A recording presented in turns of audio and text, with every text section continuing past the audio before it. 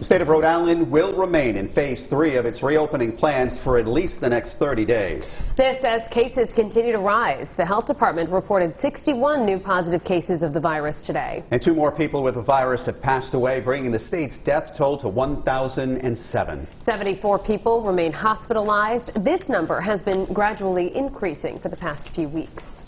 And Eyewitness News reporter Kim Kalunian is live with the governor is saying about social gatherings and whether the state could move back to another phase. Kim? Yeah, well, Mike and Shannon, August is going to look an awful lot like July, except with a new restriction on the size of social gatherings. Why? Well, the governor says big backyard barbecues and birthday parties are the reason we're starting to see an uptick in cases. We're partying too much. Governor Gina Raimondo putting it plainly, saying after a Department of Health review of 4,000 COVID-19 cases, a clear trend began to emerge. We have cases traced back to a house party with more than 50 people and no one wearing a mask, to a baby shower, to a large birthday party in a backyard, to a large birthday party at a restaurant. She says these large gatherings often saw people mingling without masks, sharing utensils and other common surfaces. Sometimes we're finding 7 to 10 positive cases for each party. The governor says the result has been an increased test positive rate, which climbed above 3% yesterday, the highest it's been since early June. The state uses 4 metrics to determine whether to move forward into the next phase of reopening. And while Rhode Island is doing well in areas like hospitalizations, the rate of spread, shown here in red, is not where state leaders want it to be. Because of this, the governor announcing Wednesday she will keep the state in phase 3 until August 28th and will not hesitate to shut down restaurants and bars that fail to comply with COVID-19 guidelines. She's also reducing the social gathering limit from 25 to 15. I have friends now whose loved ones are on ventilators. Your right to have a party should not infringe on their right to live.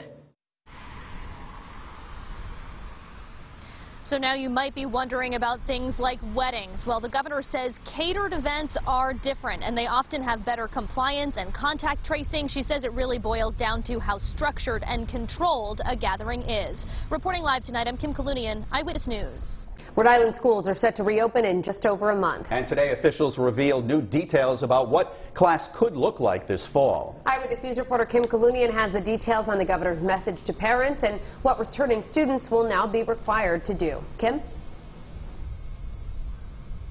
Yeah, Shannon and Mike, we now know that masks will be required for students and teachers at all grade levels unless the student has a physical or developmental disability that would prevent them from wearing a mask. Also today, the governor and education commissioner say if they do return to full in-person learning come August 31st, no one will be forced to go back to the classroom, at least not initially. The governor announcing today parents will have the option to keep their children home if they don't feel comfortable at first.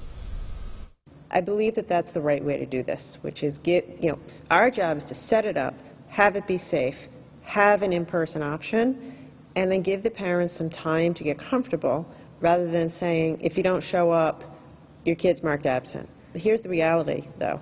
Every school district, in order to have a complete plan, has to have a plan for distance learning, because there's always going to be some kids on any given day who need distance learning. So in light of the fact that they have to have a plan anyway, and the fact that I think it's important for parents to have choice and get comfortable, I would say yes.